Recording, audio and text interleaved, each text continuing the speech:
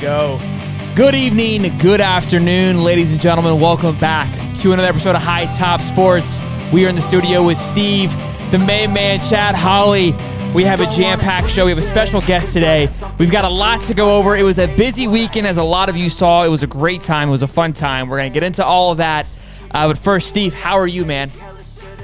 My man, I'm doing very well. I'm doing very well. I feel bad for all the people out there watching the cast. You are way too close to my face. Like, this is way closer than what you guys are used to dealing with. But that's only because that Shelton forgot all of my equipment from his trip to the collective. So I appreciate that, Shelton. I'm over here winging it, trying to be out here for the family.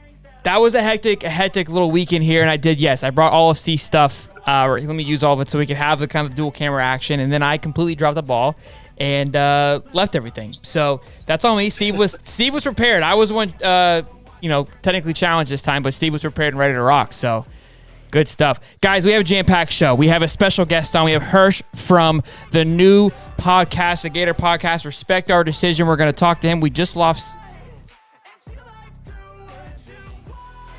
Oh, what happened here?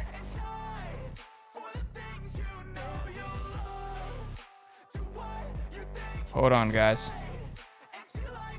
We're having all kinds of technical difficulties. This is unbelievable. One sec here, guys. Steve, I don't know what happened, dude. We lost. You give me one compliment on technology, and then you kick me off this thing just to prove your muscle. Dude, I don't know what we ran out of interview time. We ran out of interview time. Streaming for the precast for going on an hour and a half now.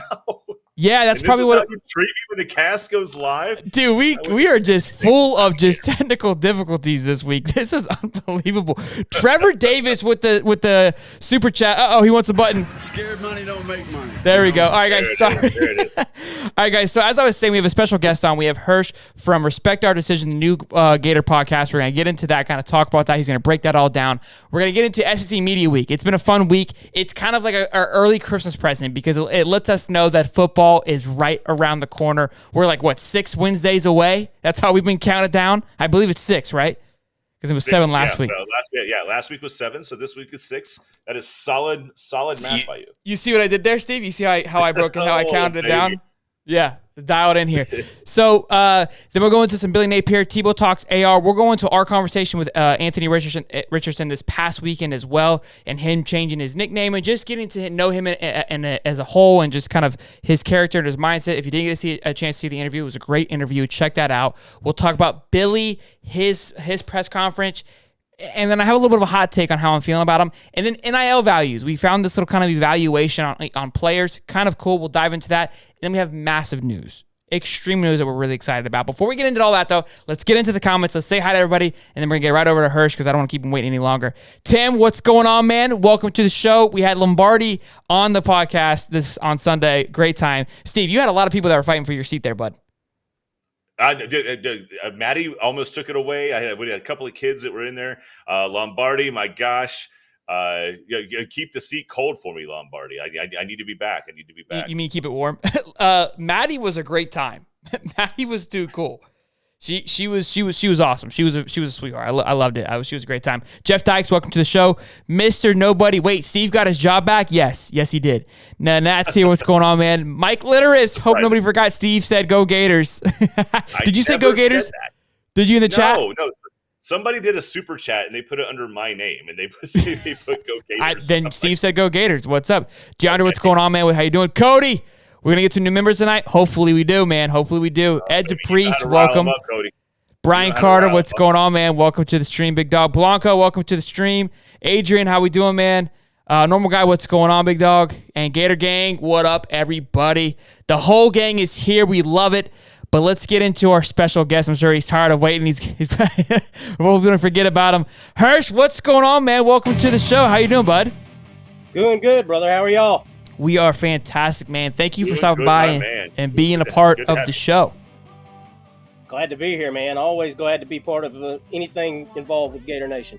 Absolutely. Go Gators. Yes, sir. So, Hersh, take a minute, kind of tell us about kind of who you are, what you're doing, what you've created with Respect Our Decision, And I want to know kind of where the name came from. I have my own opinion on my thought on it, but I want to know where it came from and kind of your whole goal and agenda with this. Well, I've been a big fan of podcast in general here for the last 2 years, as it seems like everyone is now. It's, all the rage. Sure.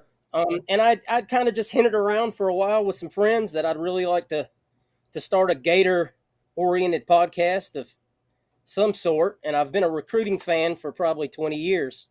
Okay. Through the various, since Scout and Rivals first started, and on to the Own 3s and the 247s we have now. Yeah, it's growing. So, yes, it never stops growing, and it's a little out of control, but that's a discussion for another day probably. But yeah, I had hinted around with a few guys that I'd really like to start a show that, I thought maybe Gator Nation was ready for a new show that focused solely on recruiting and not just this, that, and everything. Because recruiting has a huge following, and everyone wants to know what's going on with Gators recruiting, because it's the lifeblood of your program. And I had a guy, one of my co-hosts named Wes, reach out to me, and he's like, man, my wife has been telling me I listen to too many podcasts and I need to start my own. And she had already bought him the equipment and everything. And I said, well, what a man, wife. if you're up for it. Huh? So what a wife. Yeah, right? I mean, good Lord, what support system. So, and he had said, our buddy Mike, people might know him from Twitter. His Twitter name is Just Getting Better, or used to go by the Trask Foundation. Now it's the Napier Foundation, I believe, something like that. He's widely known for getting other fan bases worked up. And he's like, I've been trying to get Mike to do a podcast with me forever, but he won't commit to it. And I said, well, that's fine. We'll do our own thing. And if he wants to come on every once in a while and have a segment or whatever, we'll do that. And then 2 hours before the first show, we were about to record the first show, Mike sends me a message and he's like, I think I'm going to do it. And I was like, sure, we'll make it work. But I know Mike, and I know Mike can talk. So, that's 50% of the battle right there on a podcast, is just being able to speak with some confidence, and he knows his stuff. So there we did. We fired it off with about 2 hours of notice, and aside from a few audio problems here and there, and maybe just talking over each other because we were all a little excited, a little hyped up. For sure. We've gotten some really, really good feedback. The early numbers were fantastic. We just had us a brainstorming session here 2 hours ago to prepare for tomorrow night's show, and I think we're only going to get bigger and better from here. I love that. And so the name. So if you've ever tried to name a podcast, the hardest thing in the world is using a name that no one else has used. Sure. Now we're in the I mean, you have to go on Apple Podcasts or Spotify and basically do a search before you even decide you want to go with a name, because someone's probably got it. They may not have used it for 2 years, but it's probably still out there. And we came down to two. The one was Hat on the Table. Love that. We were both kind of we were both kind of like, is that a positive name? Because usually when you say you're a hat on the table, that means you're a second or third choice. You're not. Fair enough. Not even, you're just happy to be there, Coach. Yeah. You're not head of the head. Yeah. And nowadays, every recruiting note that a recruit drops says, respect my decision. And either it's a good thing or a bad thing, but it always says, respect my decision. And I said, well, there's more than one of us. So what about respect our decision? And as soon as I said it, Wes was like, man, I love that. Let's go with that. And that's what I thought it was. That's exactly what I thought when I read it. I was like, I'm pretty sure it's because, like, once a kid makes a decision, like, hey, respect it. Like, don't be a troll, don't be a hater. So I love the name. I think those options were great. And ironically enough, without planning, that was kind of the underlining message of our first show was, once a kid makes his choice, respect it.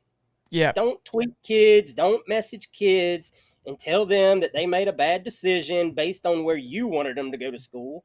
that's that 17-year-old's life, and that's that family's life. You don't have any say so in that. Let that kid live his own life, just like you lived yours, and you would want your own, son or daughter to live theirs. Absolutely. No, I totally agree. I love the name. I think it's a very creative name, and I've seen all the buzz. Listened to you guys the first episode. Look, the audio thing that comes and grows. I mean, look, we had technical difficulties here today, so it's just it's part of it. You never really get over it. Talking over one another, that was something that Steve and I had to learn early on. But once the flow happens, it's like a marriage. You really start to go back and forth, and it's really cool when you actually you're witnessing it happen. So you guys will be there. I don't doubt it without a second. Yeah, we really think like we said today, we kind of came up with some cues and other things, and as we wrote our kind of an outline of how we wanted the show to go, who's going to go first on each segment and whatnot, just to kind of to give us more of a structured flow. So the next show and then the next show after that, just we're just feeding off of each other and rolling with it. Good stuff, Sheldon man. And I went through the same thing. We just I think we went back recently and just watched our 1 year anniversary video, and it was so cringeworthy that we didn't know what to say about it. Like, we were proud of it because we made it, and that was kind of the launch of what we are trying to do today. But my gosh, going back and looking at it, it just felt so awkward. And what else do you do though? You don't know what you don't. Oh, I know. Yeah, I've listened to that time. first episode so many times now. I'm like, who is Redneck Roboto there that I keep hearing? Oh, that's me. I love it. We got real quick, Hersh. We got a super chat from Tristan Creel.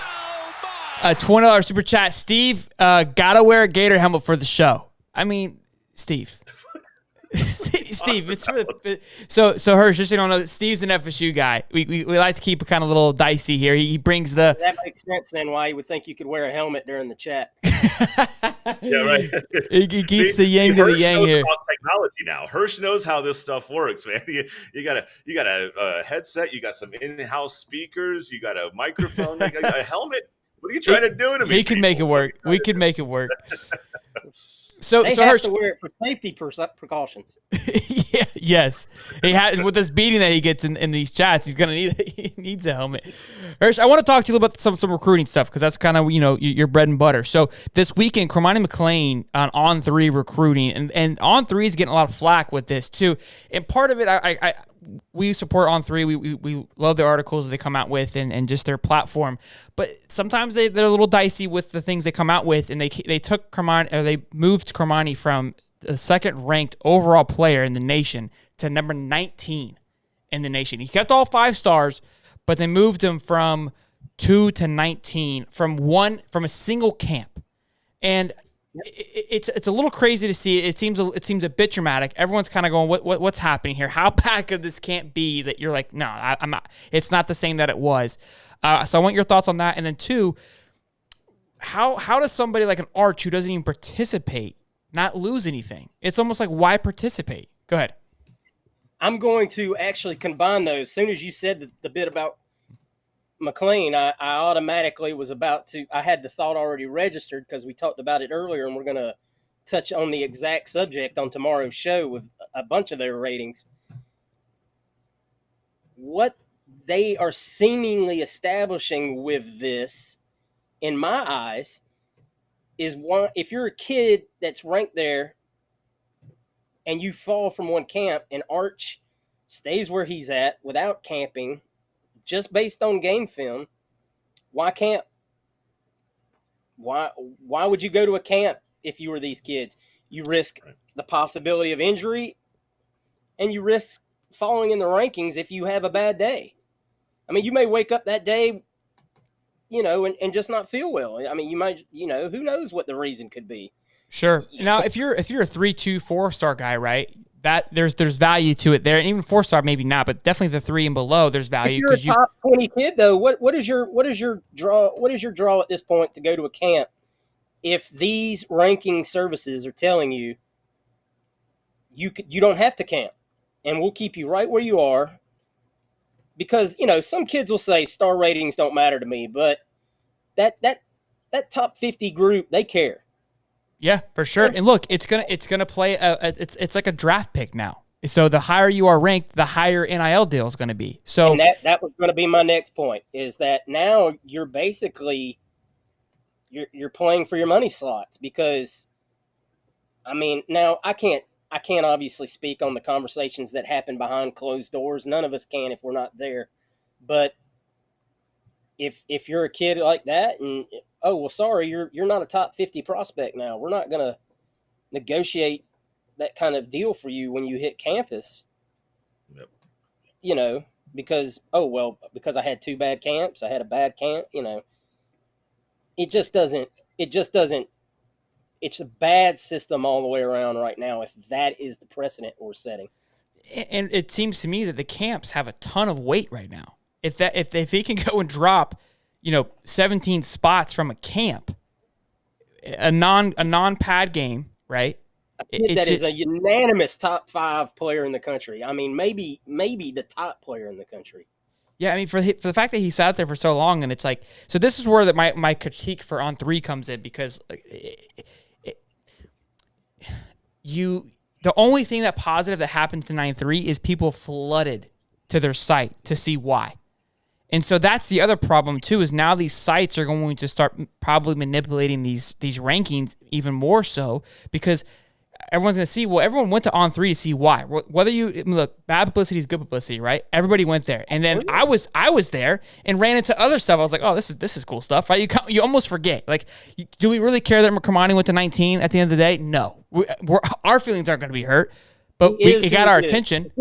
What's that? He is who he is. We know who he is. I mean, sure. Everyone knows who he is.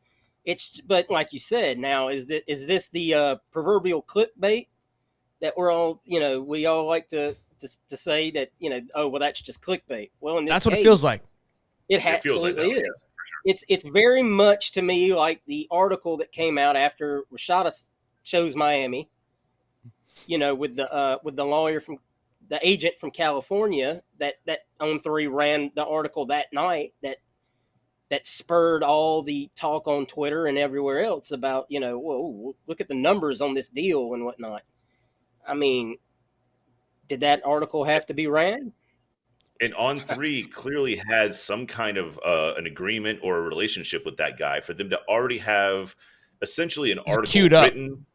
Yeah, it was already done. I mean, you didn't write that at 7:00 at night on a Sunday. You had that written up, and you had already done your interviews, and you already done your research and your factual look back. Well, your part research, because it was half researched. That article didn't just nobody just ran to the old computer and fired that one out. It was definitely right. Exactly. That's been sitting there for a minute. It was almost collecting dust. There were rumors leading up to that Chad Simmons had talked to that agent many times, and that's why he kept saying that a Miami visit was going to happen even before he pushed his commitment date back. So the talks were out there. It was definitely not just something that was just a chance, for sure.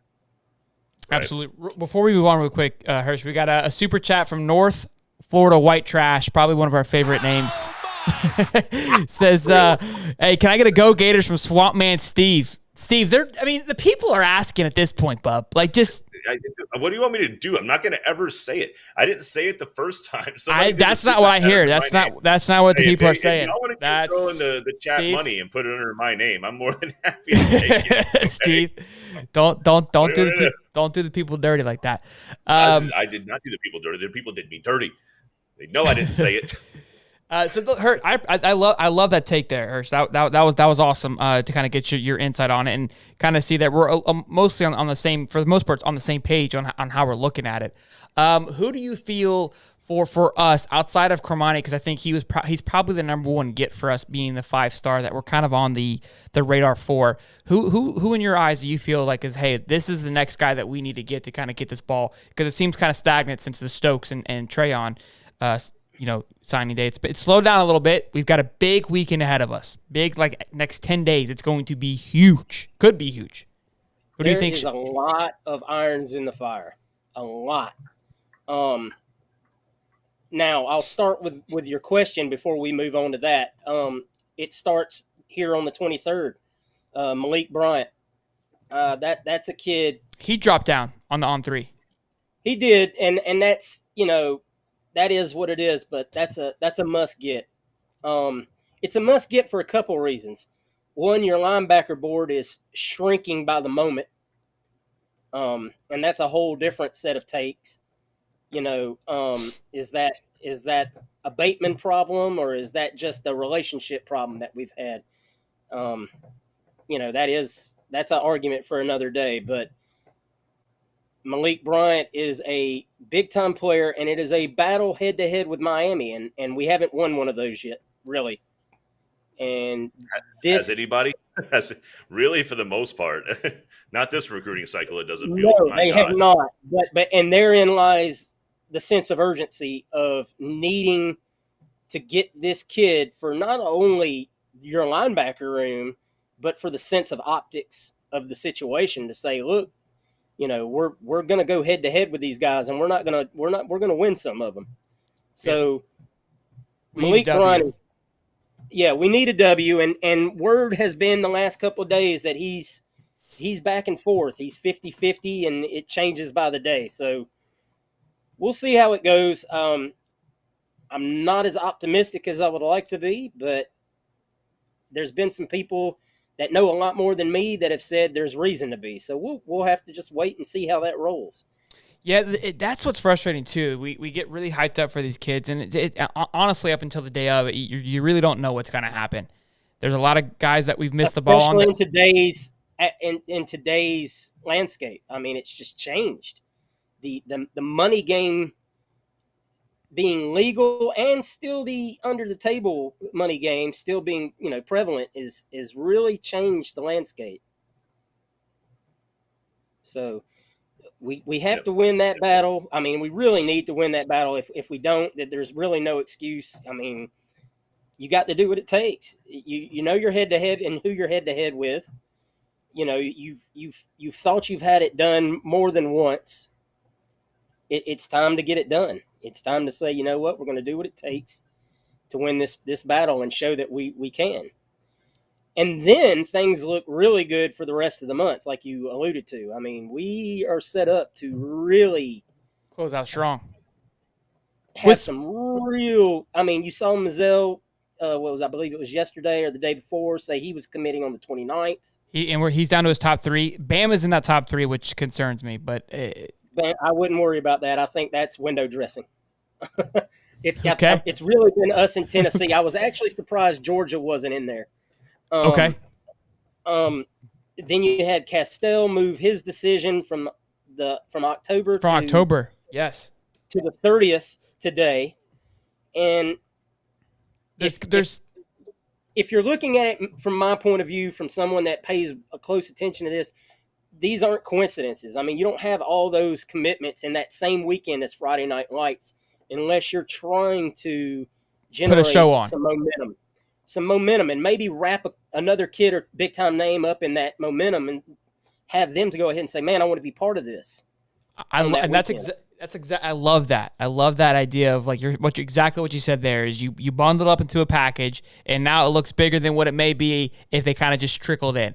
And so that was where when he moved his from the 1st to the 30th, right? Because I also know that Jakeem Jackson's on the 28th, right? 28th. Yes. John Walker's on the 28th, and then was it LeBlanc, right? Is also on the 28th. The three, which we've talked about them being the three-headed monster, all committing on the same day and wanting to play together. So we've got all those guys committing within 2 days of each other.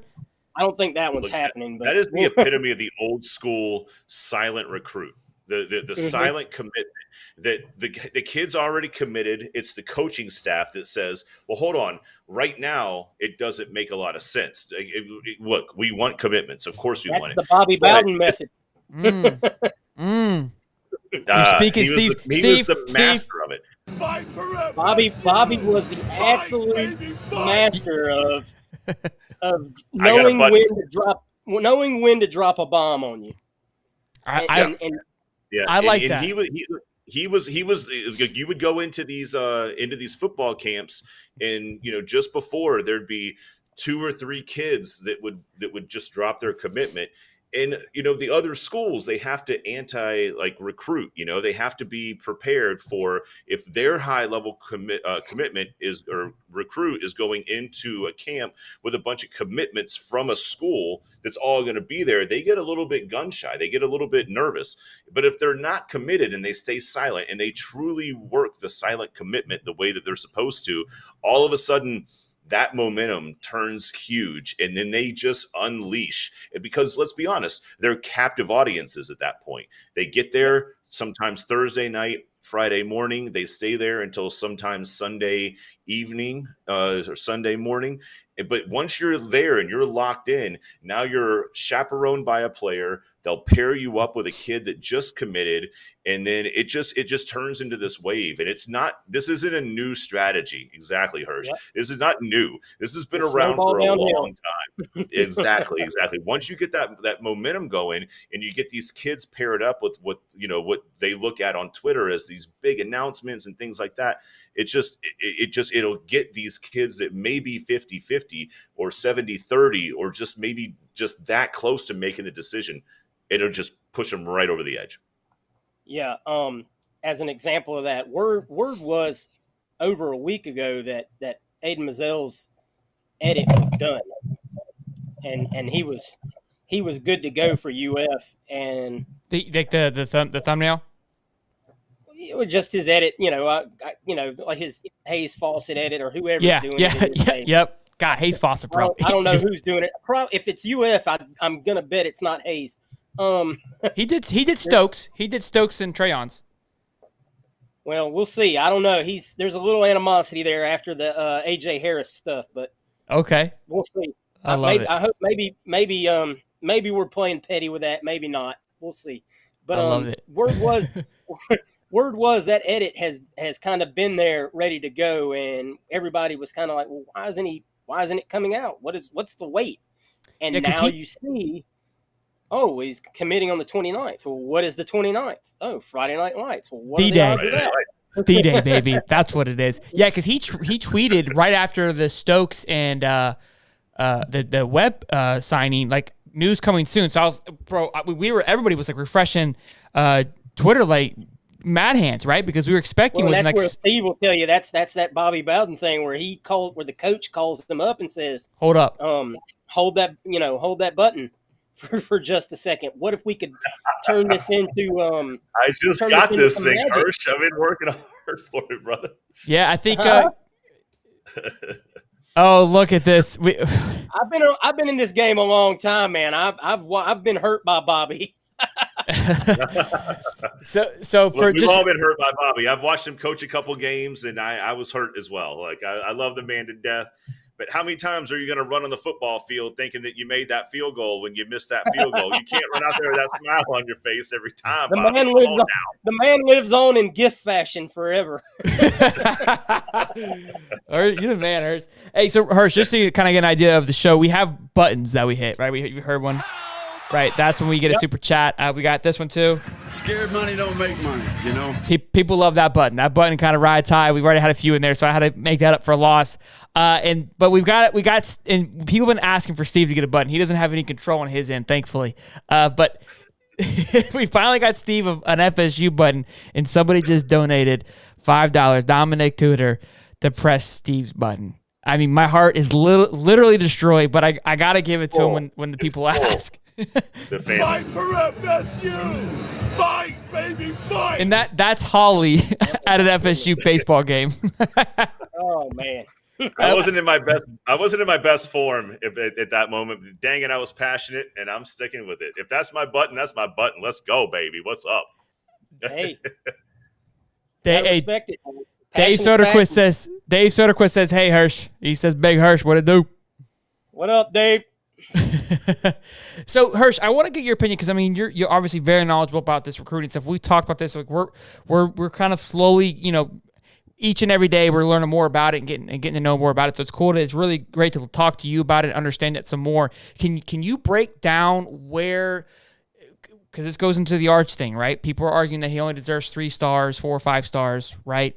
How are these stars? Where are they accumulating from? Like, where does the conversation come from? Is it a clickbait thing? Like, right? Is it just a popularity contest? Obviously, skills involved. I know, but lately it seems to me that it's more of it's an NIL button now. It's a publicity button. It doesn't have the same type of, presence that maybe it once did. Honestly, that is a conversation that just really depends on who you talk to about it. Everyone Fair enough. has their hot opinion of the rating systems. I personally don't put a ton of stock into it anymore because I know that teams are real quick to make buddy and maybe slip some money where they need, if a kid needs a boost. We've seen it too many times. I mean, you see a kid, we used to make jokes. Steve might know this about Josh Newberg and the Berg bumps. FSU would get a commitment under Willie of a kid that had no rating whatsoever. And within 30 minutes, he was a high 3-star. Yeah, he's a 3-4 star guy. Like, how does that happen? I mean, how does a kid that you didn't have enough tape on him to rank him before, but now you do because you sure didn't watch that in 30 minutes. So, okay, I'm glad that somebody who has been in the game for a minute is in the same mindset that I am, that it's like, it just seems fishy. It just seems like a very good old boy club, and if you're not in it. I mean, once upon a time, when there were fewer services, and all of these guys that work for the services actually went to every camp and scouted these kids and watched all the tape. They were a lot more, to me, accurate, and a lot of legitimate time was put into them. Now, if Arch doesn't camp and all he has is game film against, I'm sorry, not the best competition in the United States. Christians of the poor of South Louisiana. I was like, don't hold back, Hersh. I see it. You better tell me what you're thinking, Hersh. So much right there on the. It was like he's like, how do I configure this? I got to remind myself. Am I going to talk like I'm on Twitter? Or am I going to talk like I'm in? No. Seriously, I mean, even you're in the family, baby. Got a new subscriber from Dwayne. Thank you, Dwayne. That live in Louisiana that know who he plays against say, oh, yeah, that ain't the best of competition at all, and especially in Louisiana. So you're not using camp footage. He didn't go to Elite 11.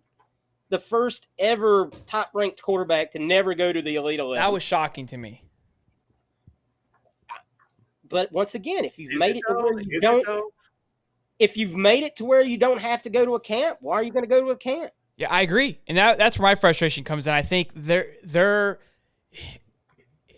star rating is hurting the entire platform. It's gonna ruin the excitement. This right here that we're talking about, where we get to see these kids more and more, right? All these camps that were created to put more eyeballs on them, right, to help them, are not gonna go away. It's gonna be known as the Manning effect, is what's gonna happen. We got a few things. We got Rob Scar just became a member. Thank you for becoming a member and earning your wings there, Rob. Appreciate it. Became a pigskin. And then Mike Litteris, our boy, says, I like Hersh more than Boomer. That guy was a dookie. So you got some love there, Hersh. There, big fans of the Hersh, man. So I love it. Anytime I can get rated over Big Game Boomer is a win for me. I don't think it's hard, but I agree. low bar. Don't measure yourself by the lowest common denominator. I don't know. I was just gonna say I can't. I'm not creating graphs. Isn't my strength, so I'm just gonna go ahead. I love it. But for Boomer, who's out there, look, we loved him. He came in ready to fight. We gave him a sparring match at best. We were kinder than I think he was anticipating. Yeah, we kept it PG. We kept it PG. Boomer might be one of the few people on Twitter at some point I blocked because I was tired of seeing his stuff come up on my feed all the time. It's funny. You're not the first person in the comments to say that. There was a bunch of people who said, I haven't seen anything from that guy on Twitter in a minute. I've had him blocked for a long time. It's just, man, because like I said earlier, he's succeeding in his goal. He gets the interactions. And the sooner that people realize that half of the stuff he does is just for your interaction, Yeah, but isn't that what made Feinbaum so popular, right? I mean, isn't that what got Paul to be like what he is? Yeah, you know your audience. He's a Tennessee grad, and he just became this Alabama like bullhorn, and nobody paid a single attention to his past. And all of a sudden, now he's like, the Alabama like sounding board of Alabama. Everything. But everybody loves to attack him for it. And at the end of the day, he just takes his headset off, and he still went to Tennessee. He doesn't care at all. He doesn't care. Why would you? Why would you? You have a platform, and you're getting numbers in that platform by doing what you do best. Anybody that's in this game, that's all you can strive for. I agree. Love or hate.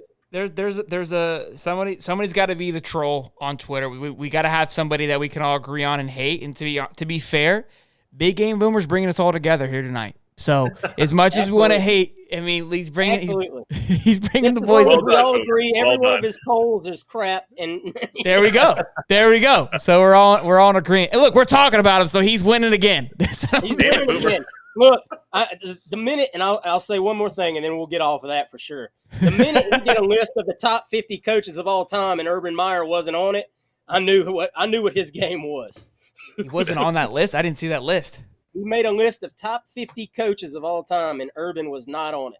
I mean, not a big fan of the personality of the guy, but coaching-wise, you gotta put him on there. It's not even a discussion. You took Utah to a bowl game. Have you ever seen Billy or Coach Urban in a quarter zip? I mean, in Ohio anything can go. That guy that automatically gets him a top 25 bid.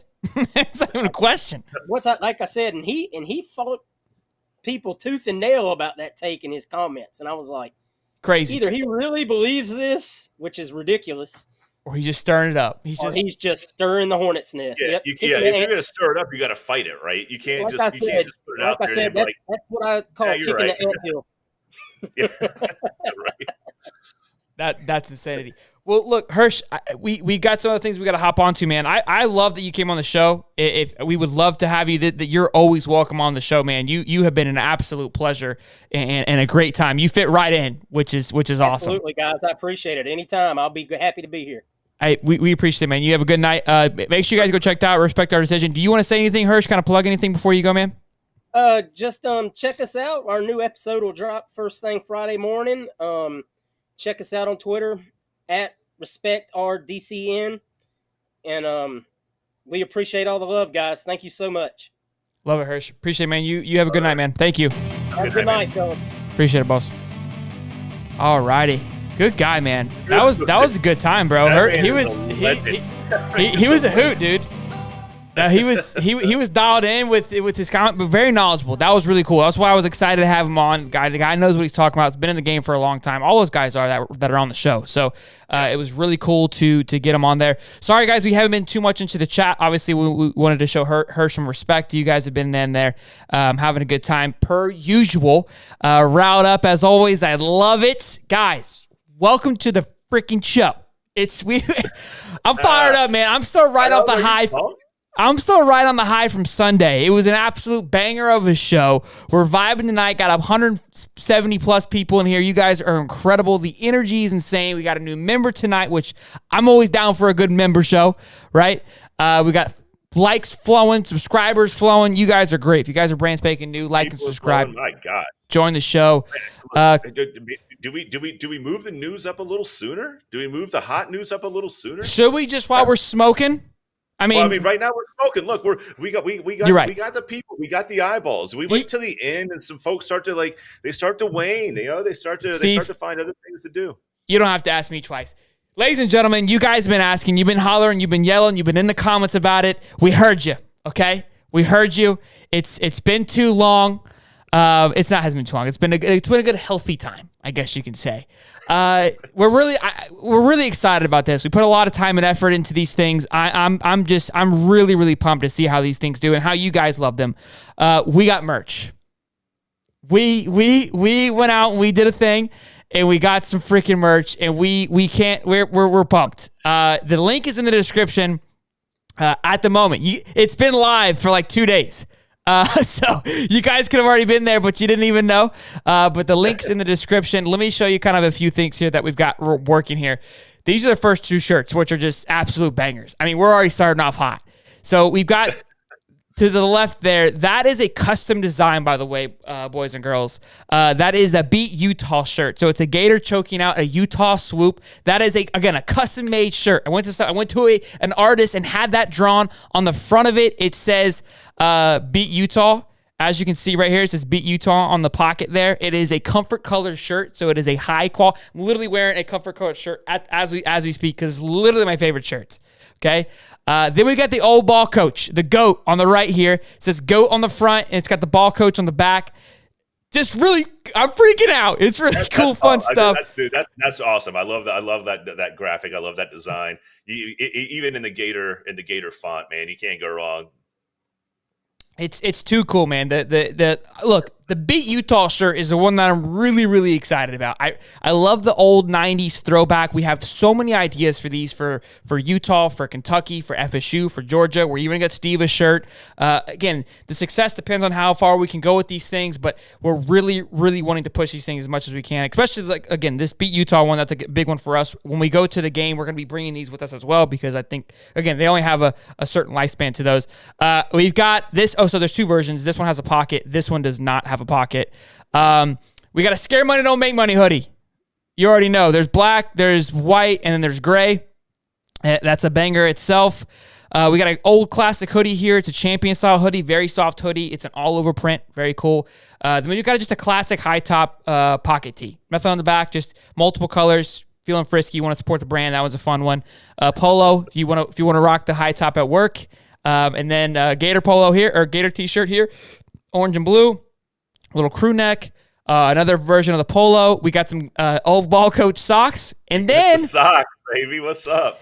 Come on with it. And then we got hats, but the hats are out projected about 8 weeks. So there's a limited supply on that. Everything else we are a little bit more open on, but the hats are limited supply. So you can see it's a mock-up of the hat, and then when we go over, it's what it's going to look like. Remember, it's this hat here that we got. That's where there's one version of it, and then there is a black version of it. So whatever you feel, obviously orange and blue is fine. But again, there's a limited supply. So as soon as they're gone. There's nothing we can do. We'll order more, obviously, but there's only a limited supply. And then I know we got a lot of Northerners. We got some Colorado people. I learned from our members that from Colorado, Ohio, right? You guys are all over. And so I wanted to show some love and keep your ears warm. So we gave you guys a beanie too for the ones that are up north. But again, the hats are limited. So if you want to go get a hat, scoop yourself up a hat. But whew. I'm excited. I'm pumped about that, man. Like even when we first tested it, I had like 3 or 4 things in the cart. I was ready to go. My gosh. Yes. Dominic Tudor, you go to hightopsport.com and you're going to go to the shop. Yep, and there's a link in the description. There's a link in the description. Yeah, Tyler Cooey just became a member. Piggy that's on the other screen, and Cody $9.99. Get some merch, sell them out. Absolutely. Go get yourself some merch, ladies and gentlemen. There's a link in the description to go get this hot, fresh gear. We are, like I said, I'm really excited about it. We put a lot of time and effort into making it really cool because I'm very passionate about it. If you're going to buy something, I want you to enjoy it. I want it to feel good, and I want it to look cool. Like I'm proud to wear this. Like, not just to buy it and get something. Like, these are really fun items to get. I ordered some stuff already that I'm excited to get.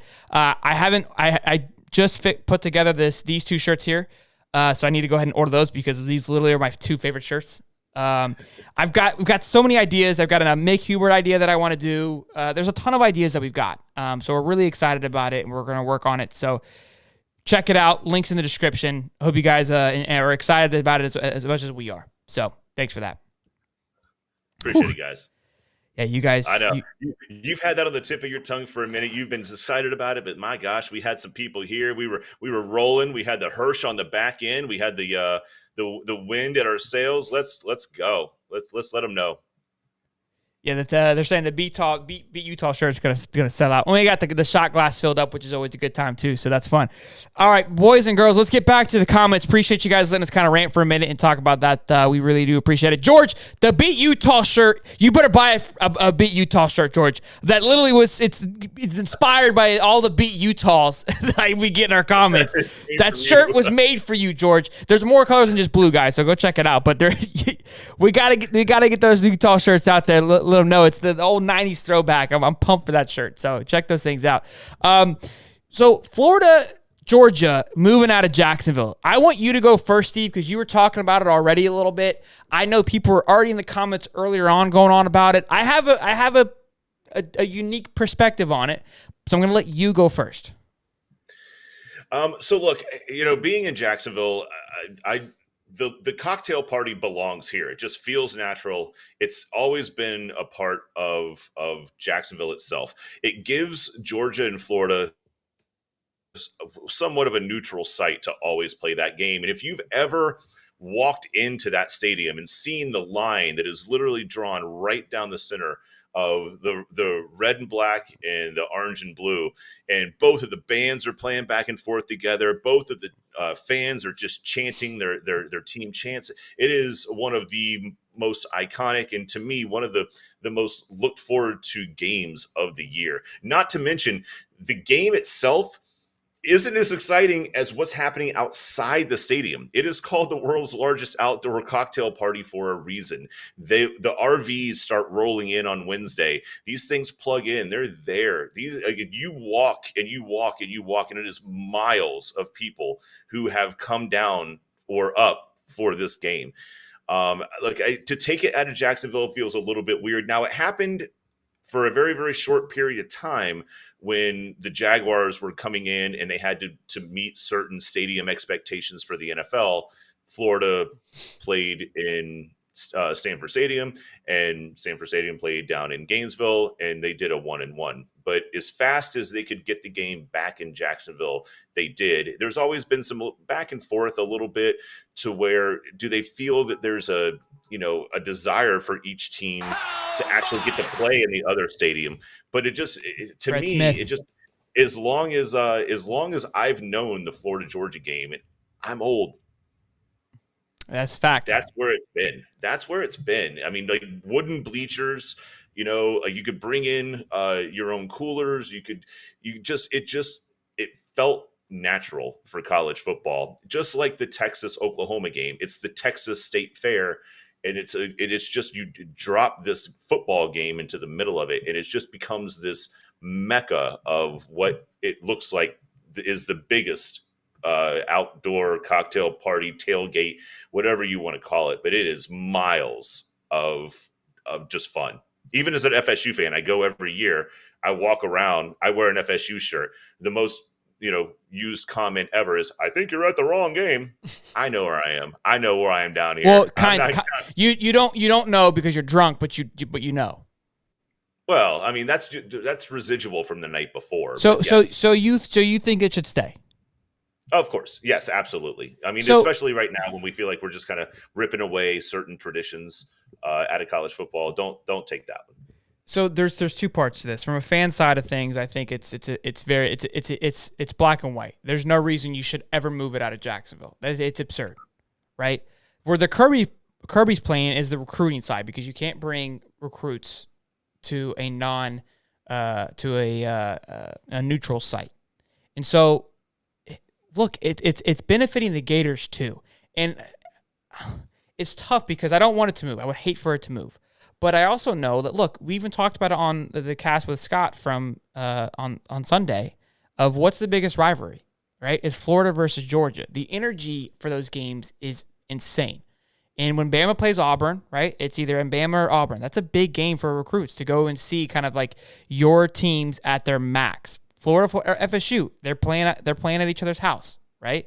Miami, FSU, playing at each other's houses. So these big games, LSU, Bama, at each other's houses.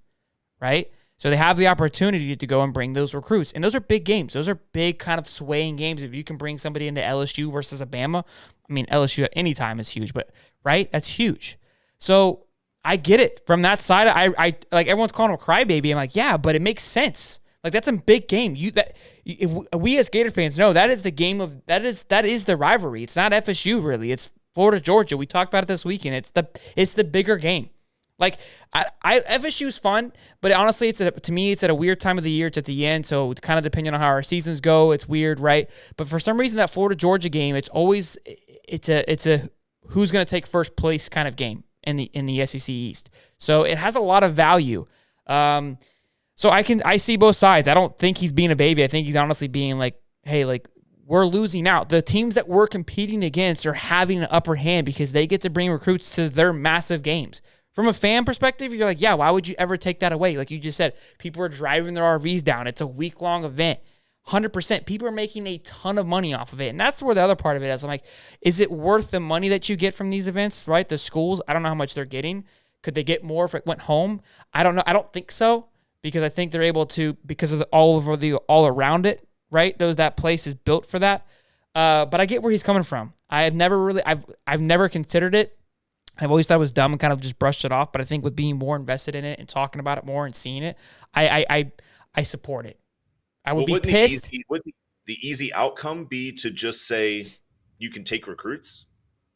But then, so like, I think would the easy solution be like, yes, but then that changes the rule, I guess, for everybody. But at the same time, look, yes, I agree with you because I'm pretty sure when you guys Bama played for FSU, that wasn't at home, that was neutral, right? And that would have been a great, that would have been a great game for. So that means they can't bring in the bowl games or anything like that. When we play LSU this year, we're playing in the. If I had to guess, I bet that rule's into place so people can't take recruits to bowl games because then now there's teams that don't get to play in bowl games, right? And now those teams have an upper hand, an outside advantage that if schools aren't able to go to a bowl game just because of where they're at. But I mean, think about how many neutral site games they started coming up with. I mean, if you look back in the last 10 years, there's a college football kickoff weekend that ends on Labor Day, and there's always that crescendo to the Labor Day game, right? Which was just a couple of years ago. It was Alabama FSU. It was in Atlanta. So yeah, so you're right. I mean, it's a strong possibility that the reasoning that you can't take recruits to a neutral site game is to keep bowl games from mattering that much. But we've put a lot of emphasis on neutral site games.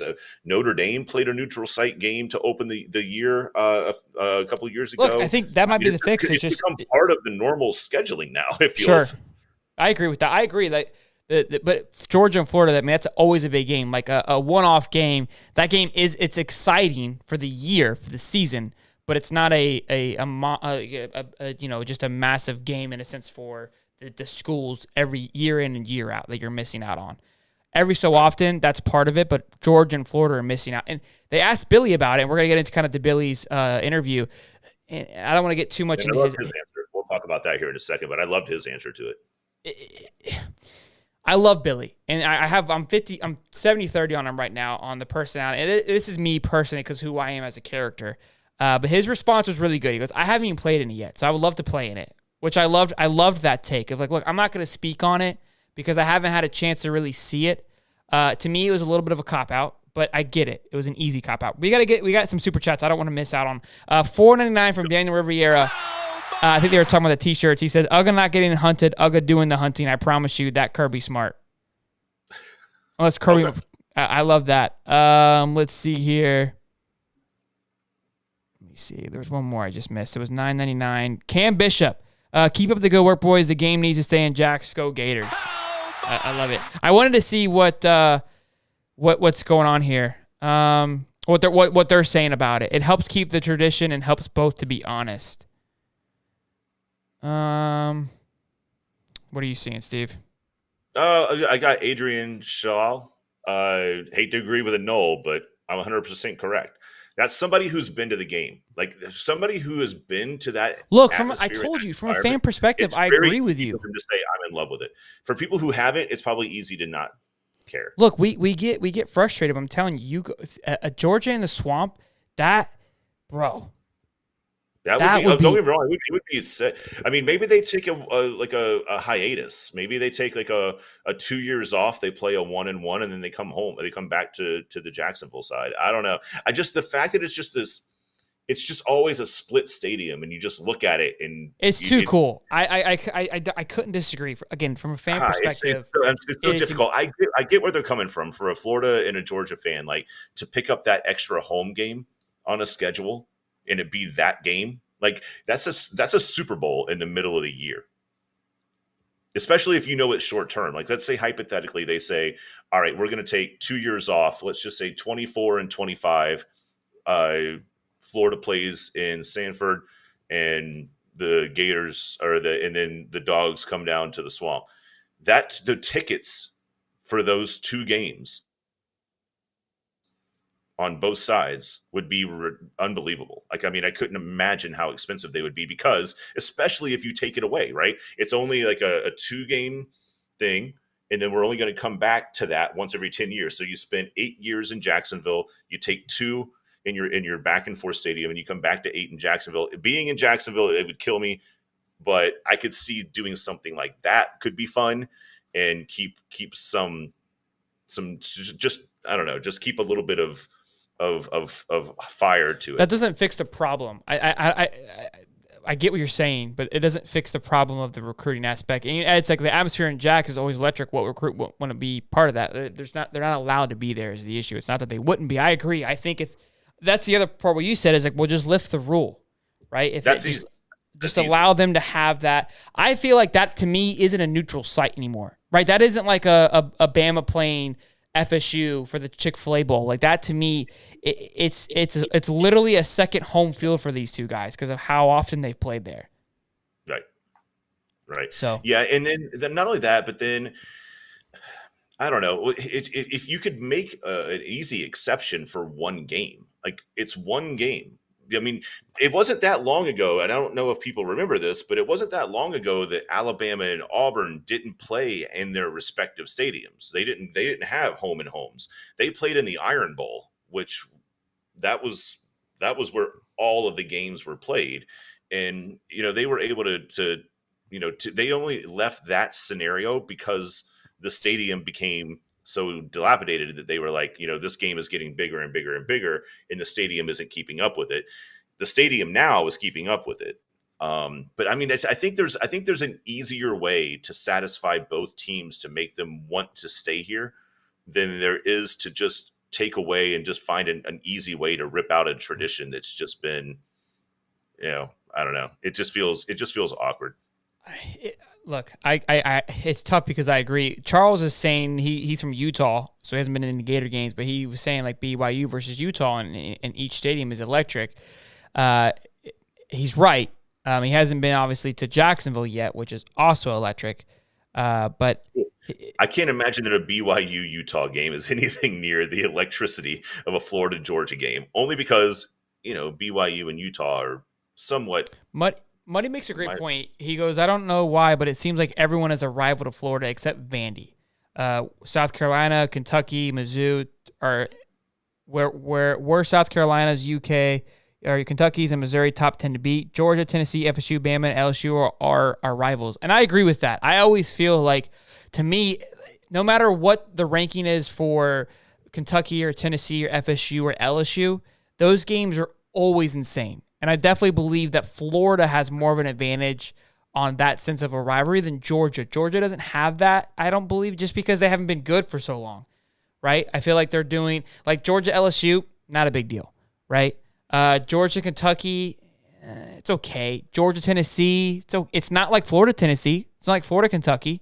So those parts I do agree with, and maybe that's why Kirby's pushing a little bit harder because he knows that, look, almost every game that Florida plays is just a big game. Like he said, outside of even South Carolina's a big game, especially because old ball coach went over there and kind of made that more of like a, well, shit. Now we gotta dial this in a little bit. We just got a super chat from North Florida White Trash, $5. Let's see what he said. Hold on.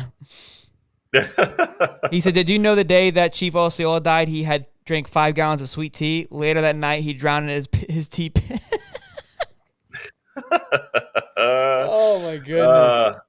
North Florida White Trash, you are the man, sir. You just are the gift that keeps on giving. So look, CJ Dorsey has a decent point, and this is something I've heard from a lot of Georgia fans for a while. The game is played an hour and a half from Gainesville. The game is played 6 hours from Athens. So it's never really been in Georgia's advantage to come down here as much as it has been for Florida fans. I've always felt that too. It's like, look, they're like, oh, it's the same distance. Yeah, from school to school, but we're talking about fan base. No, still not. It's oh my God. a Gator. Athens is a long ways Look, away. it's not though, because Georgia fans are everywhere too. It's not that far from South Georgia, so I can see it. You can make the argument, but I feel like if you're in Florida, but you got to pick a state. And somebody said you should rotate between Atlanta and Jacksonville. Now, that would be sick. Yeah, CJ, look, a rotation between Jacksonville and Atlanta, force Florida fans to go up to Georgia, and obviously Georgia fans are used to coming down to Florida, and it's difficult because if you look at some of the most, I don't know, metropolis cities in Florida, right? You've got Jacksonville's a big ass damn town.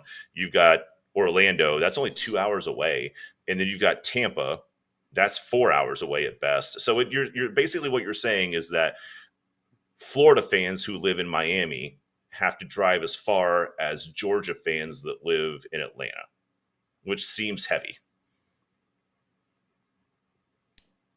So we're moving it to Gainesville. That's what we decided. Oh, look, well, I think a rotation. I like your idea of leaving it, making it stay, and maybe lifting the rule. John Wilcox, $2 super chat, said parking around Legion Field is sketchy. Let's go, Wilcox. That's a member right there too, big dog. Oh, that's it. It's Legion Field. It's called the Iron Bowl, but it was Legion Field, and you are 100% correct. Get that man his wings, baby. All right, great topic, guys. That was fun. I had a good time talking about that. So we got Tebow talks about AR, says he's an absolute beast. He's explosive. Tebow is excited to watch him this year, as we all are. I mean, we are all just fired up. I mean, who's not fired up to watch Anthony Richardson? So we had a chance to interview AR this past weekend on Sunday. Incredible experience. Too cool, if I had to say so myself. It was fun to kind of get down and sit with him and try to get to know him a little bit more. When you talk with somebody, and this is where I have a hard time. I started this, and we started this, and I like doing these things because I like to get rowdy. I like to talk a lot of shit, and I like to have an opinion on things, and I like to voice my concerns and my thoughts. And it's hard to, when you meet somebody and you talk to them, to hold, to say the things you were going to say. When you get to know the guy, it's much harder to hold somebody or say something wrong. Not that I had anything to say negatively about Anthony. That's not what I'm getting at. But it's now going to be a lot harder for me to hold him to roast him a little bit because I got to know the guy. I talked to his mom, right? I spoke with him. Like, just great people, genuinely great people. I talked to each person for about 30 minutes. And you don't get to know somebody, but you can feel like they weren't faking it. It wasn't hard, right, through the conversation. But something that I really caught my eye or my attention that I enjoyed talking to Anthony about was, it's in the interview too, that Billy says he gave him the head coach title, not just a captain title, right? Not just a leader title, but a head coach title, which it speaks volumes about Billy and his mindset, and we'll get into that too. But what's important about that, and I talked about in the interview, is because he's making Anthony think like what a CEO would think like. Like, hey, you have to think 5 games in advance or 2 plays in advance, or your mindset has to be different. A captain and a leader on the field, you have the C on the chest, and you come out there and you're leading from the moment the whistle blows to the moment it ends, and you're leading off the field and then at school. But it's more of like, how do you carry yourself? You lead by example, and you kind of pull somebody out of the fire when they're acting like an idiot. That's as far as that, to me, that's as far as that goes. Now, each captain, obviously, it ranges, but when you get the head coach title, puts a lot more of a responsibility than that we will never be able to see, right? Which I think is huge from a Billy and from that mindset of giving Anthony that role, and for him to say, yeah, that's my role. I think it speaks volumes to where, right? And I think it speaks volumes on to where just the program in it is as a whole. I've never heard that before in my time of listening. I have never heard. I could be, new to the game, but I haven't heard somebody say like, hey, I need you to think like a head coach. Never heard that. So I thought that was pretty cool. Yeah, that is a different concept, right? I mean, it's not just like you said, a captain title. Even the NFL has the captain badge and then the stars underneath it to tell you how many times they've been named a team captain. But to go as far as to give the kid the mental trust that when he goes out there and he needs to make a check and he needs to make a decision and he needs to do it on the fly, he's not looking back at the sideline. Like, if you got it, you got it. Go. I trust you. And I think trust is a big a big part of a team when you're putting 11 on each side. If a coach can get you out there and put you in the best position, that's great. But having somebody on the fly who's looking at it and watching it and seeing things develop, not even during the play, but before the snap, and that player who has that badge and has that confidence from his coaches behind him knows that he can make checks and decisions and reads and just do the things that he feels he needs to do to make the team succeed. That'll change the game, especially if those things turn out to be the right decisions early. But again, you don't see that a lot in football. You've got a lot of these teams where the quarterback goes out there and the entire team turns to the sidelines and they're throwing up scorecards and game cards and they're blocking out things with towels, and there's like a whole a hand sign going like there's somebody needs to steal second. I don't know, but to send this kid out there with the confidence that if you see something, make the decision and then play to it, and let's if it's the wrong decision, that's fine, we'll fix it tomorrow when we're watching film. But for now, if you're out there and you have a gut feeling and you see something, dang it, go with it. And we'll talk about it later. Yeah, no, like I said, I love that mindset. And again, it was really cool to kind of talk to him on a more personal level. These interviews are tough with the players because I know when I'm asking him questions, he's been asked the same question 19 times. And I hate to ask the same questions, but we all want to hear from, you want to hear it again and try to prod something out of them. The reason why I also said getting to know them and where it's tough is because you ask a question and you're going to get the softball answer, right? I think I asked him hey, who's your favorite player? And he gave me a very political answer. And when you're watching the interviews on TV, it's no, you gotta poke them. No, give me somebody. And in the moment, you don't want to look like an idiot. You don't want to overstep your boundary, and that's where it's a little tough. I've built up a relationship with Lorenzo, so I was more comfortable and relaxed with him on kind of, busting the chops with him a little bit. Zip was really cool. I was kind of, getting zesty with him. And Anthony was very easy to talk to, very calm, cool, collected.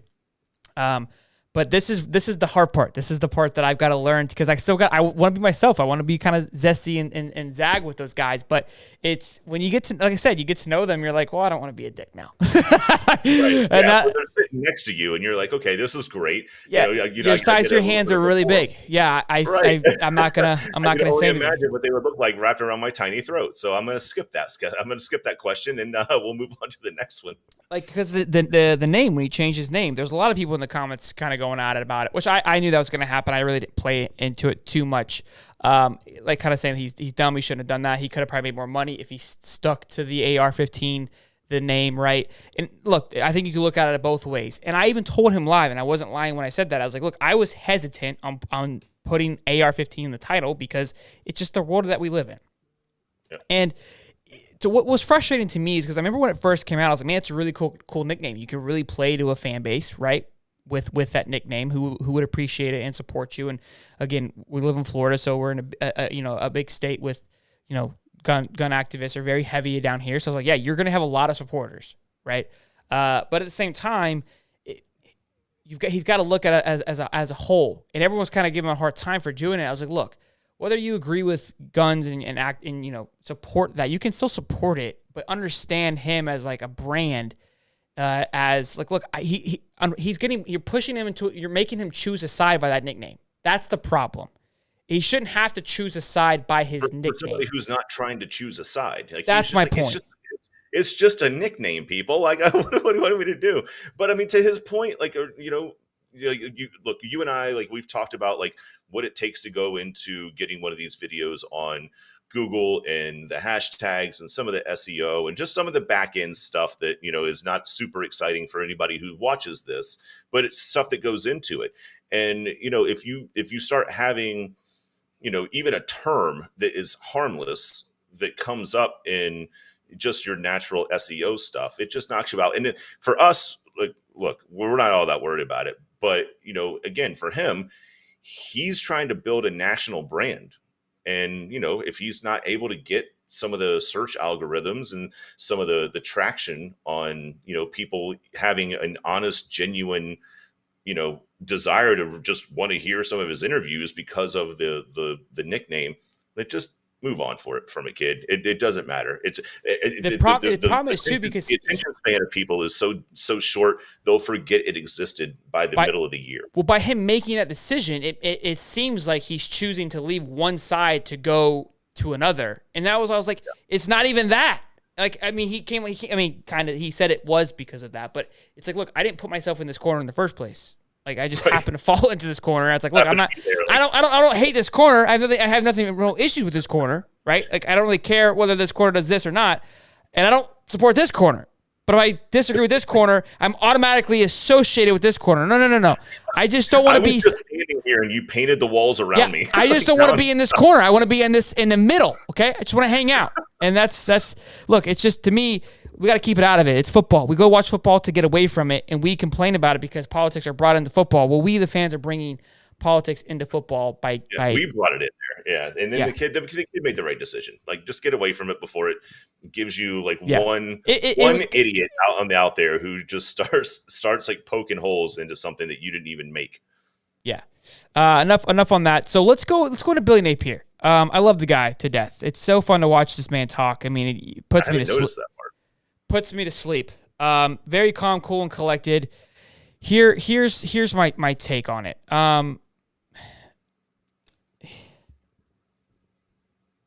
This is where I struggle, because I love it, and this is where my youth comes into play a little bit, because what I was just saying is I'm very hyper, I get very wild, right? I love me some Lane Kiffin, right? What's the guy's name from South Carolina? I can't think of his name right now. I saw it in the chats earlier. He has been having a blast. Muddy's gonna give it to me in 2 seconds. Don't even worry. He's been having a good time with, It's Frank Beamer's son. Was it Steve? Was it Steve Beamer? Steve Beamer, maybe. He's a great time. He's fun. It's cool to watch him. Like, he's hanging out with the players. He's bringing a ton of energy, right? It's just it's another side of the spectrum. Is all that it is. I enjoy that from me as a fan. Watching Billy, he is straight as an arrow. Shane Beamer. Thank you, Scoop. Straight as an arrow. And I'm not saying there's nothing wrong with that. I mean, it's fine. The reason why you guys love this show and why we do this show is because we kind of flounder around. We're not really straight arrows. Like, we've heard people say, like, hey, we like your podcast because it's not like a typical podcast. You have fun. You're loud. You're crazy. That's what I enjoy. That's who I am as a person. That's what I enjoy watching. That's why I love Lane Kiffin. Like, the guy is signing mustard bottles. Like, just, yes. I need more of that in my life, right? Like, that's what I want. The question begs, like, but does that make a good head coach? Probably not. I don't know, right? I mean, he hasn't really shown to be the guy just yet. Who shows to be the guy, the truth, the Mecca? Nick, right? And up until Nick, he is a hard ass, and Nick kind of plays that line. Even Spur was a hard ass though. So it's like, look, to me, and I have the Nick versus Saban thing. It seems to me that Billy is starting to give me a lot of Nick vibes. I'm not gonna make any waves. I'm not gonna piss anybody off. I'm gonna say what you want to hear. I'm gonna acknowledge your question. I'm gonna say it with respect, and we're gonna keep it moving. It's just a good old Southern boy mentality, and I love it, right? Because I'm getting Nick Saban vibes. It just doesn't get me excited, and I love that. And I talked about it with Mullen too. Like, look, he didn't come. Like, that's what I loved about Muschamp. I got roasted for that too because I love the energy. Like, I don't know. I'm probably wrong here, and you shouldn't have that in a head coach, and I think Saban has shown that. I think Kirby does a really good job of managing both because he has a little bit of Saban in him, but he also is wild at times. So he's done a good job of managing the two.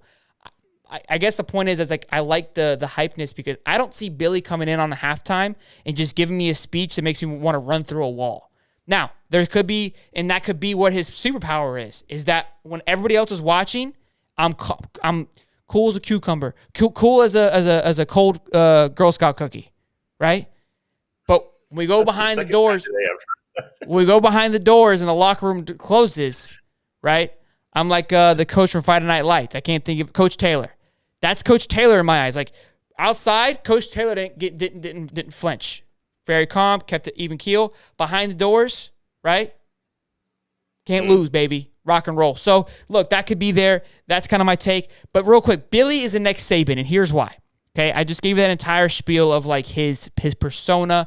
He gives me very Nicky vibes on a sense of, like, Here I am. Here's what I have to say. Do you have any questions? Thank you for your questions. Here's how it is. Nick is a little bit older now. He's kind of like a Belichick in a sense of like he'll give you a smart-ass response when he's frustrated. But for the most part, the guy is just keeping it right and tight, right? I went and did some research, guys. So buckle up, okay?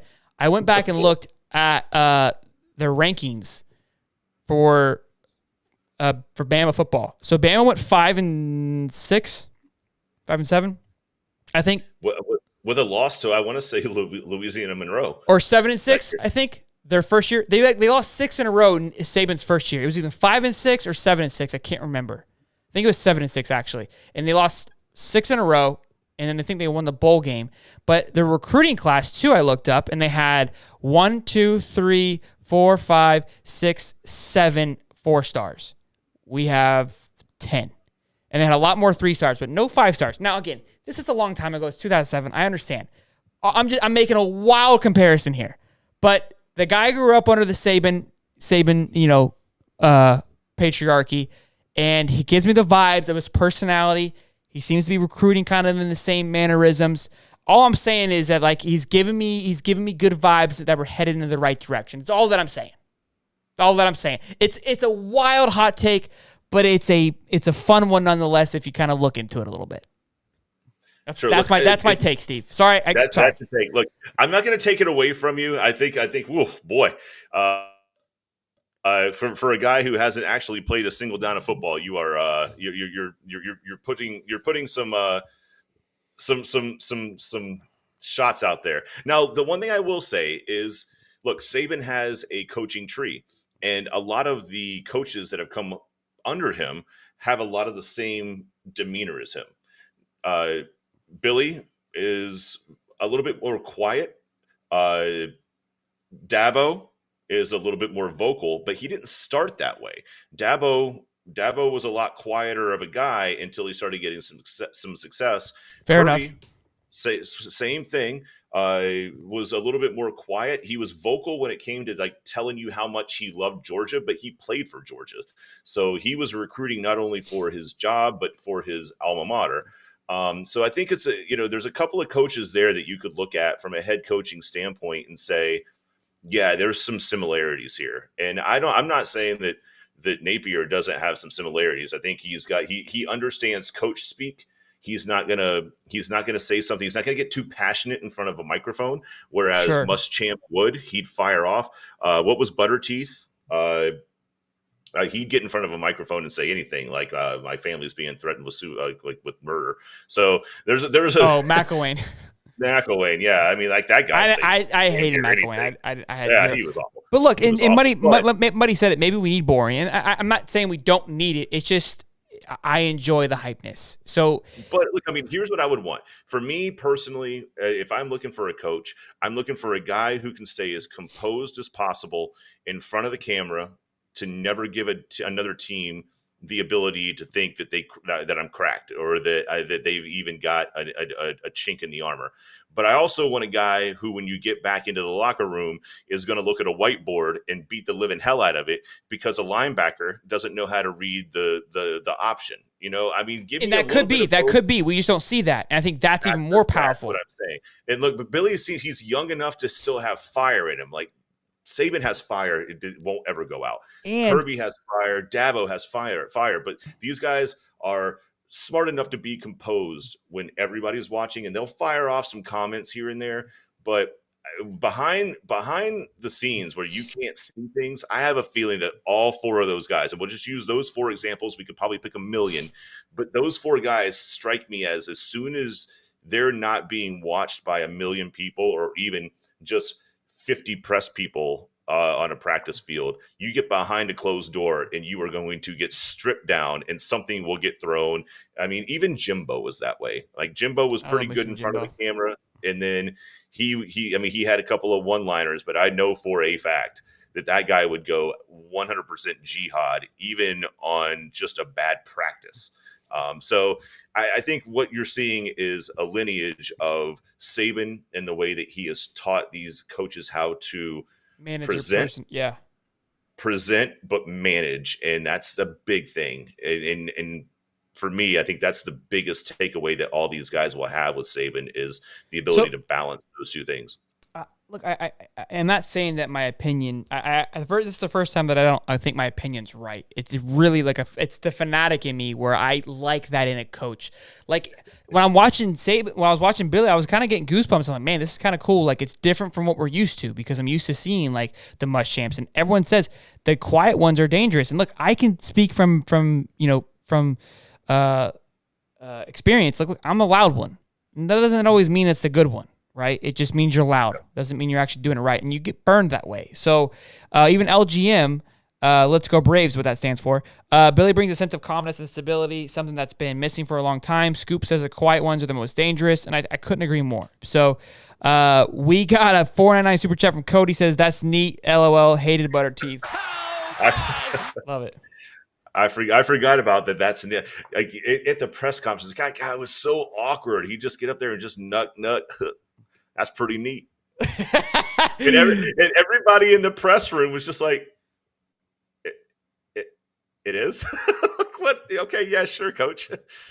John says, $5 super chat from John. My man, let's go, baby.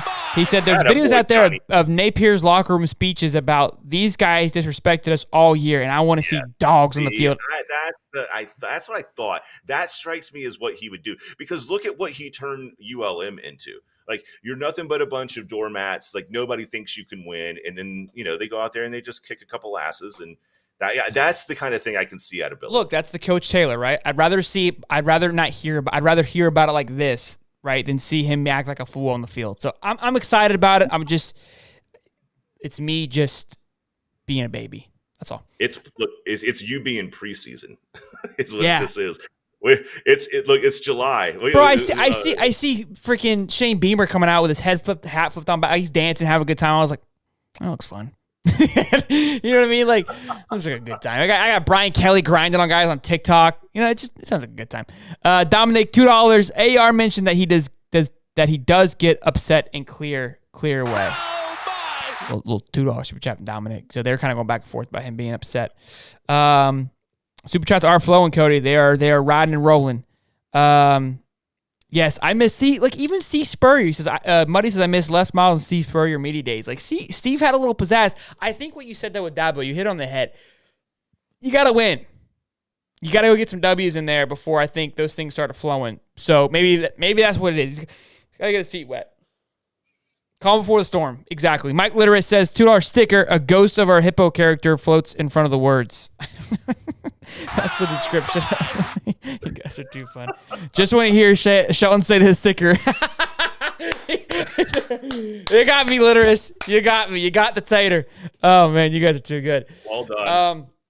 We came across, moving on, guys. Thank you for that. That was good. That was a good little topic there. We found this little segment here. You guys might have already been all over this, and we're late to the party. I have no idea. But it's NIL valuation of players.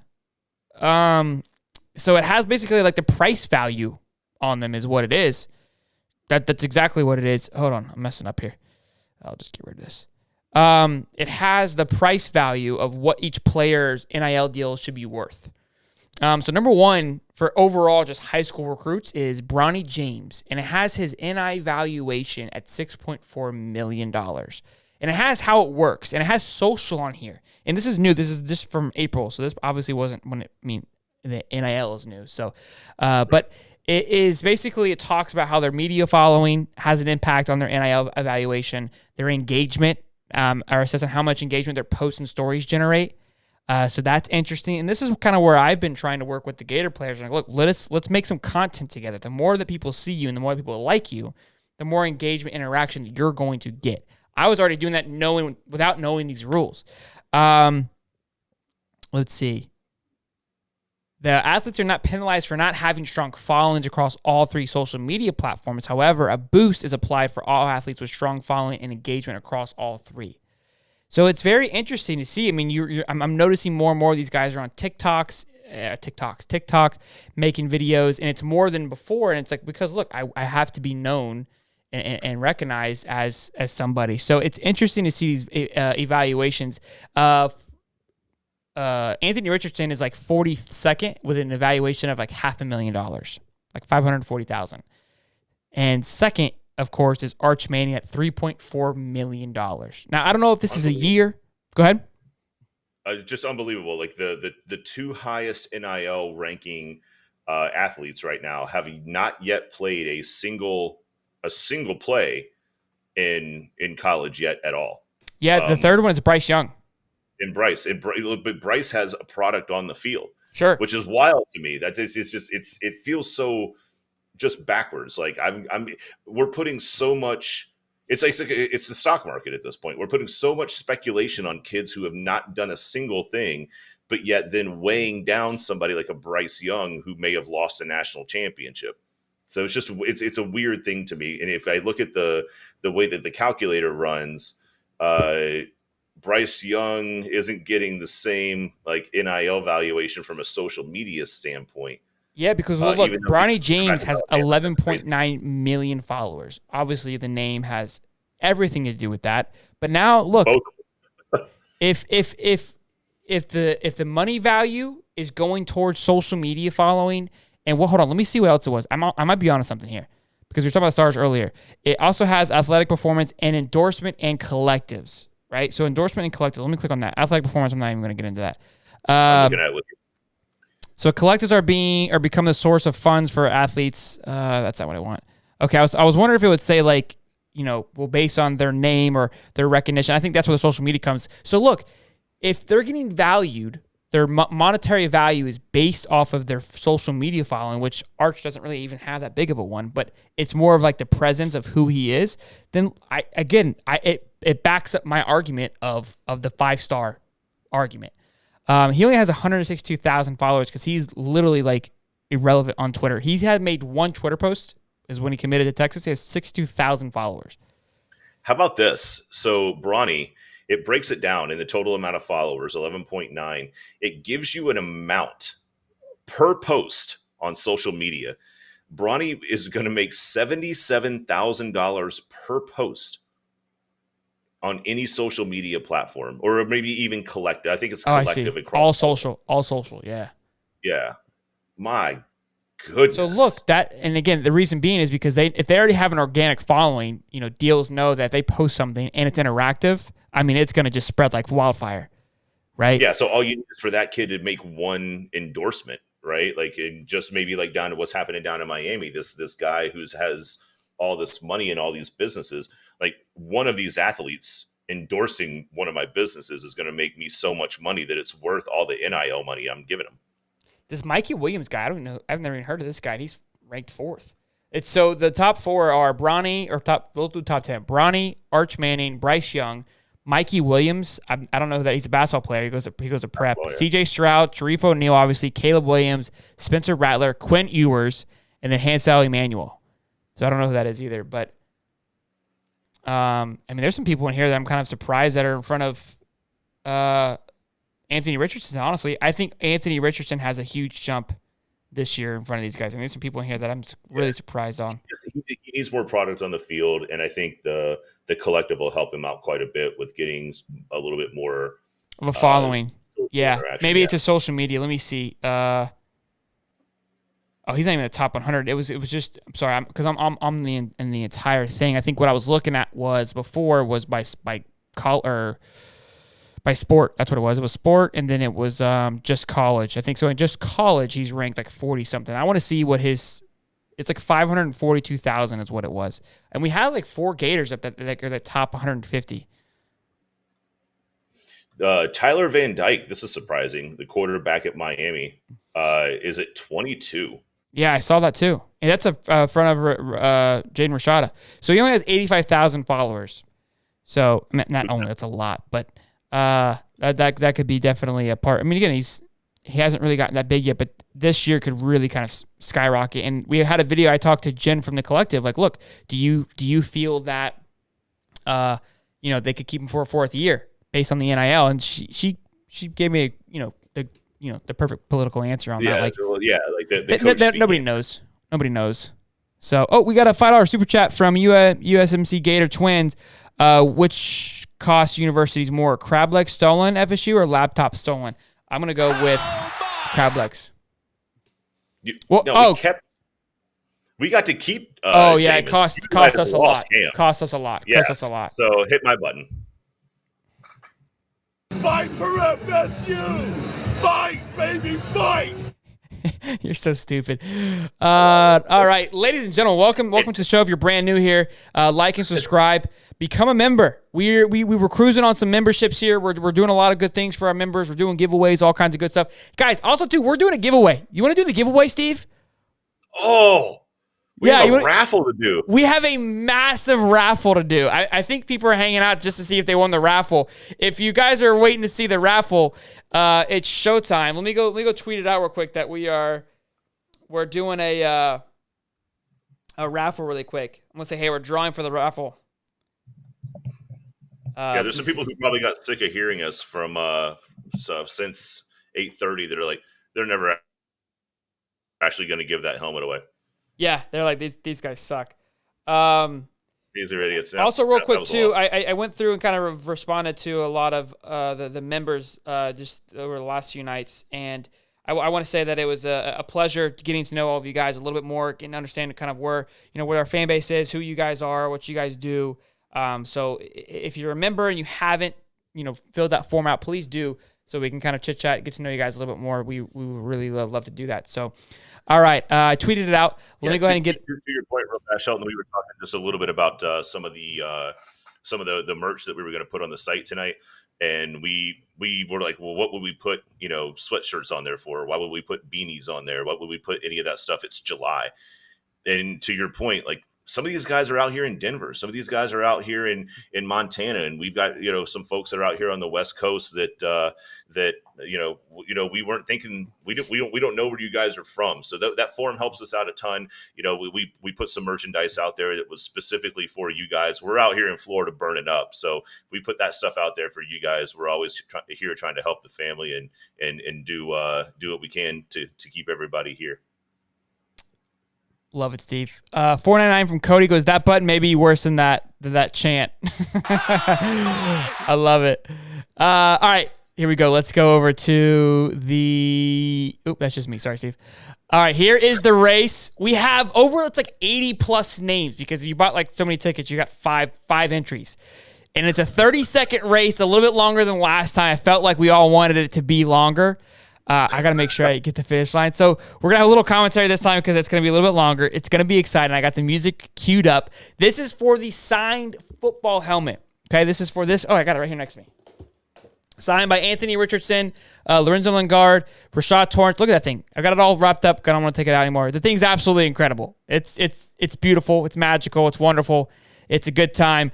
We got $2 from John Wilcox. Great job with the interviews this weekend, man. I really appreciate that. It was a lot. I was a little overwhelmed at times, but I had an absolute blast. He killed it. I'll give him credit. That was awesome. All right, so try to find your duck in the mayhem. It's gonna be a wild one. Good luck to all of you. You got 30 seconds on the clock. Here we go, Steve. On your marks, get set for the helmet. Here we go, and go. All right, and they're off. We've got a quick lead by the Donald Trump duck is in the lead, but it looks like we got a pirate duck taking an early lead. It looks like it's Tristan Creel, one of our members. Tristan, he's gonna oh no, another Tristan duck. Oh, and Griffiths though is making a lead. We got Adam, the Duck Crown. It is a four-way. It is head-to-head. It looks like Tristan's got it though. I think Tristan has it. We got Chef coming. Here comes Chef out of nowhere. Gregory Sheffield gets it. Oh my goodness, it was out of nowhere. You have got to be kidding me. You can't make that stuff up. Nowhere. Out of nowhere. Wow, congratulations, Gregory Sheffield, the winner of the signed football helmet. I know he is going to be beyond excited for this thing. We got to get him a photo. Send us a photo, Greg, when you get your helmet. That is what a race. I'm sweating. I thought I was swimming. We had the little Donald Trump duck in there trying to take an early lead. His hair weighed him down. He couldn't do it. He couldn't finish the race. I thought the there it is. Look at Greg. Hell yes. There it is. Hell yes. Well done, Greg. Well done. This right here is your beauty, Greg. Look at that thing. Unbelievable. Hey, try to actually remember to bring that with you tomorrow, as opposed to like all my equipment that I'm over here. I'll bring I'm your holding things together with.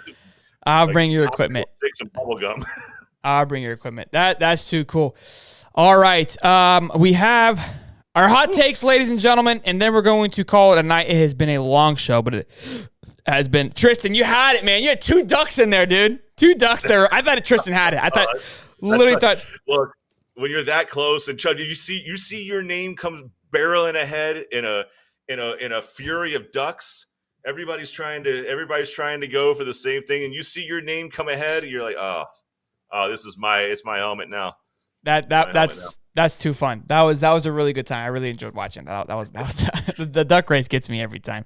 Yeah, poor Tristan. But we had two ducks, like just killing it. Too cool. We've got last thing, obviously, guys. Merch dropped today. Go check out the merch. $2 super chat. Let's go, baby. Tristan, no. Sorry, man. Thought that was yours, Bubba. I was rooting for you. Cheat code. So guys, merch dropped. Go check all that out. Show some love. Beat Utah. Tell us what you like. Tell us what you don't like. Hopefully you guys enjoy what we put together. We really put a lot of time into it. So Steve, let's do our still up for the jersey. Yes, Cody. Sorry, thank you for reminding me. So we're gonna do a drawing for a jersey. We broke the 25 membership mark, so we're gonna be doing a drawing. We have a fun way of doing it. I think we're going to do a roulette table for that one. So I'm going to assign each person a number, and then we're going to run the ball. This was Cody's idea. Run the ball on the roulette wheel, and whoever it lands on, that's who wins the custom jersey. So, look, being a member has got its perks. We're probably going to be doing that Sunday. If not Sunday, definitely next Wednesday. So we're going to see how the week plays out. But let's get into our hot take, Stevie. You ready? What's the first one? All right, buddy. All right. So Dodgers fans came to blows with one another, their own fans, during the home run derby. Are Dodgers fans crazy, or are they just passionate? I'll go first. Okay. Dodger fans suck, okay? They're crazy. They showed up to the game late. It's a home run derby. 20-plus years I've been watching the home run derby. Never have I turned it on 5 minutes before the game and it'd be half empty, okay? They're bandwagon fans. They come and go as they please. They're crazy. They're wild. Sure, they have a good time at the game, but they don't bleed blue and white.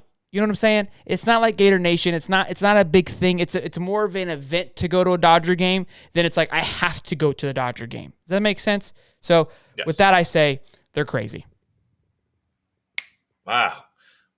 We're getting good at this. You're not Hersh. We're getting good at this with the timer. All right, look, they're great fans. Nobody comes out to a home run derby and literally just wants to beat the crap out of their own selves. Okay, so basically what that tells me is that there are factions within their fan base that are so passionate about the team that they will beat the crap out of the other faction.